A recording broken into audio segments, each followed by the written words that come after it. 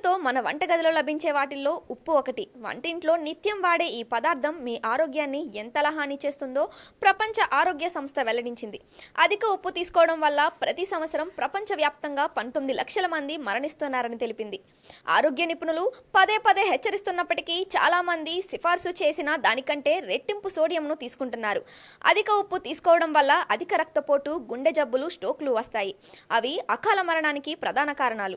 దీనికి ప్రతిస్పందనగా ప్రజలు ఆరోగ్యకరమైన పొటాషియం కలిగిన ఉప్పుకు మారాలని WHO కొత్త మార్గదర్శకాలను విడుదల చేసింది. ఆస్ట్రేలియాలో గుండె సంబంధిత వ్యాధులను నివారించడానికి పౌరులు ఉప్పు తీసుకోవడం తగ్గించాలని ప్రభుత్వ ఆరోగ్య సంస్థలు కోరుతున్నాయి. ఆస్ట్రేలియాలోని ప్రతి ముగ్గురిలో ఒకరు అధిక రక్తపోటుతో బాధపడుతున్నారు. దీనివల్ల గుండె జబ్బులు, స్ట్రోక్, కిడ్నీ వ్యాధుల ప్రమాదం పెరుగుతుంది.